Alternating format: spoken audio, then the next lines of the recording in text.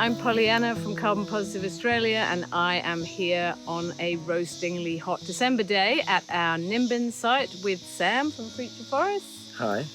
And we are just going to have a little chat about biodiversity on this site. So we've been here monitoring the trees for the last couple of days, and we've seen a sparrowhawk and some wedge-tails, and today I saw a red-browed finch.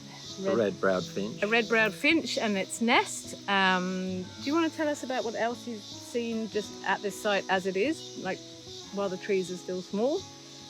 Well, we have a lot of wallabies here, which has not been great for a lot of the trees, but we have the red-backed wallaby, the eastern grey kangaroo, paddy melon.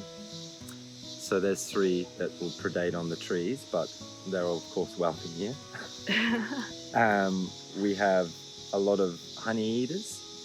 We have silvereye, and we have a lot of raptors, predominantly the goshawks and the kite, and also the sparrowhawk that you saw the other day, because Margaret, the landowner, is getting her chickens pinched off by that sparrowhawk. I imagine it's probably that one. It's a very big one.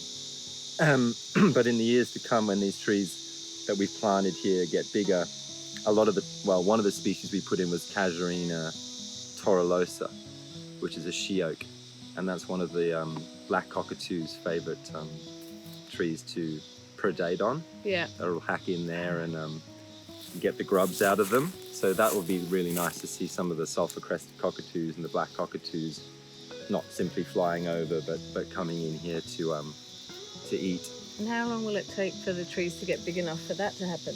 Well, Casuarina is quite quick, but you would hope that a cockatoo wouldn't come and tear it to pieces until it was at least 10 years old. Yeah. That's when they'll be able to support that, but they can be quite destructive, cockatoos. You'll also see in future with the rainforest trees that we planted here, this is years to come, mind you, figs and things like that. When they mature, we'll be seeing fruit bats. We're seeing a lot of doves, a lot of the beautiful rainforest pigeons and doves that we get in the nightcap, which is so close to us. They'll be able to move out into an area like this. Yeah. They're already here along the creek lines, which are heavily forested, thankfully, but in the open fields, sorry, my voice is scratchy from all those calling out monitoring increments all day. But yeah, we'll see a lot of those small doves move in, and that will add a lot to. We get quails here, an immense amount of quails that we see every time we drive into the site, but that's nothing unusual. They'll still be here. They like the long grass.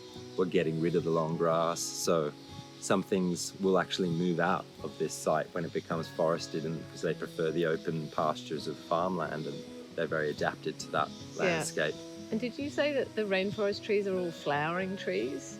Yeah, about 90% of them are flowering trees, so that'll bring in the native bees, the European bees.